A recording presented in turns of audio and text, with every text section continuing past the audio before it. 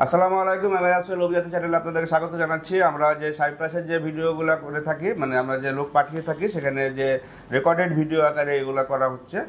মোহাম্মদ রাব্বি হোসেন, মাগুরাতে বাড়ি। উনি একজন আমাদের এক সম্মানিত এজেন্টের মাধ্যমে আমাদের কাছে পাসপোর্ট জমা দিয়েছিল এবং আমরা তার ফ্লাইটে দিতে যাচ্ছি। এখন রাব্বি যে কথাটা আমরা বলতে চাই সেটা হচ্ছে যে আপনাকে সাইপ্রাসে পাঠানো হচ্ছে। বিষয়টা হচ্ছে কনস্ট্রাকশন কোম্পানির নামে ইস্যু হয়েছে, বাট আমরা আরেকটা অপশন হিসাবে আপনাকে মাল্টা বাগানের কাজের কথা বলছি। এবং আপনার সাথে আমাদের ইনিশিয়ালি 2 বছরের এগ্রিমেন্ট। 2 বছরের ভিতরে যদি কোনো প্রবলেম হয় সেটা আমরা টেক কেয়ার করব। এবং স্যালারি হচ্ছে যে আপনি পাবেন হচ্ছে বাংলা টাকাতে কনভার্ট করলে 80,000 থেকে 1 লাখ টাকার ভিতরে প্রথম প্রাইমারি স্যালারিটা হবে। ইনকেস যদি আপনি 80,000 টাকার নিচে পান, 1 মাস বেতনের সময় যদি আপনি কনভার্ট করে যদি 80,000 নিচে হয়, তাহলে আপনি কমপ্লেন করতে পারবেন। ঠিক আছে? এবং ভিসার এক্সটেনশন আমরা যথাভাবে করে দিব। এখানে যা কিন্তু মেডিকেলে যদি আবার আনফিট হয়ে যান তাহলে একটু প্রবলেম হয়, কিন্তু যদি আমরা এখানে তো ফিট করেই দিচ্ছি, ওখানে যা যদি আবার মেডিকেল করার কারণে আপনার তো যেতে একটু সময় লাগছে বেশি। আপনি আপনার অন্যদের হয়তো 1 মাস 1.5 বছর হয়ে গেছে, আপনারটা একটু বেশি সময় লাগছে, আপনার সাথে অনেক কিছু চলে গেছে, বাট আপনি এখন যাচ্ছেন। এবং সেখানে গিয়ে ঠিক মতন কাজ যদি আপনি করেন তাহলে পরে কোনো প্রকারে কোনো সমস্যা হবে না ইনশাল্লাহ।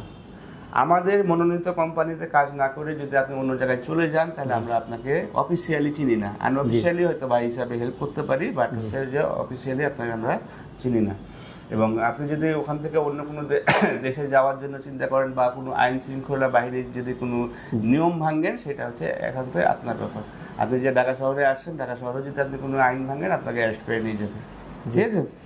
এখন আপনার যে স্যালারির কথা বললাম, কাজের কথা বললাম, এটা তো আপনাকে জানানো হয়েছে এবং জেনে শুনেই আপনি যাচ্ছেন। এখন যদি আপনার কোনো কিছু জানার থাকে আপনি বলতে পারেন। আচ্ছা, আমাদের এই কোম্পানির নাম কি? এই কোম্পানির নাম কি? সাইপ্রাসের ব্যাপারে আমরা যেহেতু এন্ট্রিটাকে প্রায়োরিটি দিই, হ্যাঁ, এক একজনের এক এক ভাবে আমরা ভিসা করে থাকি। ওই কোম্পানির নাম আমরা ডিসক্লোজ করি না। আপনার হচ্ছে যে কনস্ট্রাকশন কোম্পানির নামে আপনার প্রফেশন থাকতেছে কনস্ট্রাকশন কোম্পানি। এখানে অনেক সময়তে এক কোম্পানির নামে ভিসা ইস্যু হয়, অন্য কোম্পানিতে যে কাজ করতে হয়।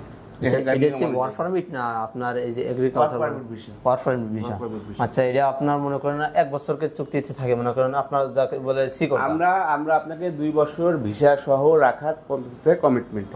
যদি না থাকে তাহলে আপনার আচ্ছা, ধরুন মনে করেন আমার 6 মাস কাজ করতেছি, করতে করতে ধরেন আমার এই কাজটা মানে পারতেছি না, বা আমি অন্য কোনো কাজে আমি যাবো, সেই জায়গা থেকে আমি আমার কোম্পানি থেকে কিভাবে কিরকম বলে আমি অন্য কোনো কোম্পানিতে যাবো, ওই জায়গায় আমি আপনাকে যে কোম্পানিতে কাজ দিয়ে দিব, আমরা চাইবো 2 বছর আপনি সেখানে কাজ করেন।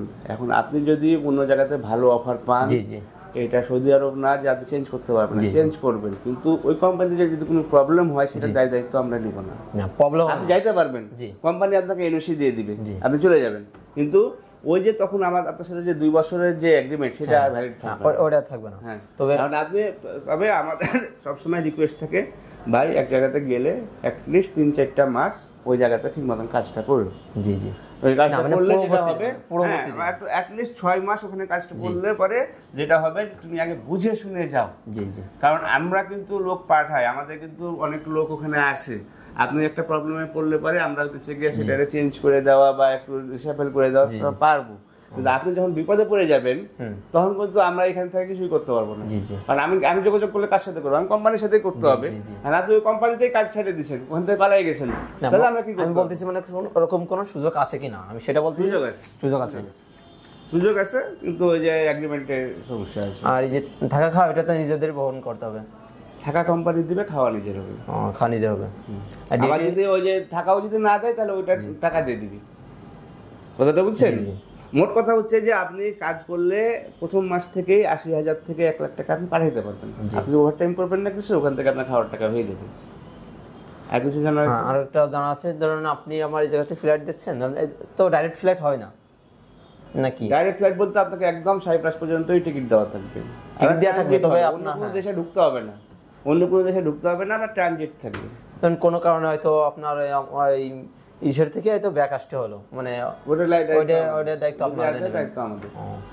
আপনি এখান থেকে সাইপ্রাসে যাবেন, সেখানে ঢুকবেন, ওখানে যে কোম্পানিতে কাজ করবেন, 2 বছর পর্যন্ত ওখানে ভ্যালিড ডকুমেন্ট নিয়ে থাকবেন, এই টোটাল দায়িত্বটা আমাদের। এটার জন্য আপনি আমাদের পেমেন্ট করছেন। আর আছে ডিউটি কয় ঘন্টা এরকম, মানে রুলস দেশের নিয়ম অনুযায়ী 8 ঘন্টা ডিউটি, এরপর ওভারটাইম কাউন্ট হবে। আর যে কোনো একটা নতুন জায়গাতে গেলে 1-2 মাস অ্যাটলিস্ট সুন্দরভাবে মানে কাজ করার চেষ্টা করতে হয়। জি জি ঠিক আছে, এরপর যখন আপনি বুঝে যাবেন সব কিছু তখন মনে হয় আগেই যাই যদি মনে করেন যে ছুটাছুটি করেন তাহলে দেখবেন যে না, না, না, এমন তাই একটা কি ভুল হবে নাকি? করবেন আপনাকে চলে আসতে হইতেছে। ঠিক আছে, ঠিক আছে। তো ঠিক আছে আর ফ্লাইটে মানে ফ্লাইট এটা হবে কত দিনের ভিতরে, মানে আমাদের ফ্লাইটটা হবে কত সেটা পরে কথা বলতেছি, আগে রেকর্ডটা ইয়ে হোক।